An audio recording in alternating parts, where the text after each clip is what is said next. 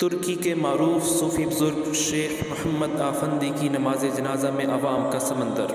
ترک سرزمین پر اسلام کی روشنی پھیلانے والے معروف صوفی بزرگ استاد شیخ محمد آفندی، جن کا انتقال 23 جون 2022 کو 93 سال کی عمر میں ہوا تھا، کی نماز جنازہ ترکی کے شہر استنبول کی معروف جامعہ مسجد سلطان فاتح میں ادا کر دی گئی۔ نماز جنازہ میں ترک صدر رجب طیب اردگان سمیت اعلیٰ حکومتی شخصیات، دنیا بھر سے آئے علماء کرام اور لاکھوں لوگوں نے شرکت کی۔ شیخ محمود آفندی کی نماز جنازہ کے لیے ہزاروں مسلمانوں نے صبح سویرے سے ہی جامعہ مسجد الفاتح استنبول کا رخ کر لیا تھا۔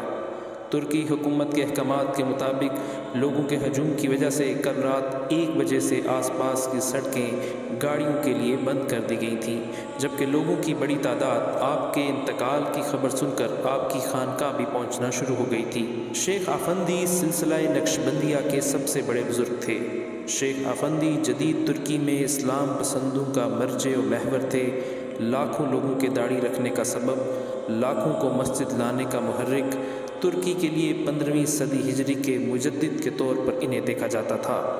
ترک صدر طیب اردوان کا شمار بھی آپ کے عقیدت مندوں میں ہوتا ہے۔ شیخ محمود آفندی نے 40 سال تک دین کی تدریس کا کام جاری رکھا۔ تقریباً 18 سال تک آفندی کے پیچھے کوئی نماز پڑھنے کے لیے تیار نہیں تھا۔ 18 سال کے بعد آہستہ آہستہ لوگ آنے لگے اور شیخ آفندی سے فیضیاب ہوتے گئے۔ استاد شیخ محمد آفندی کو حافظ قرآن ہونے کے ساتھ ساتھ دینی علوم پر عبور حاصل تھا۔ دنیا بھر میں ان کے عقیدت مندوں کی بڑی تعداد آج بھی موجود ہے۔ انہوں نے دنیا بھر کے لوگوں اور خاص طور پر مسلمانوں کے لیے بہت سے فلاحی اور اصلاحی ادارے قائم کیے۔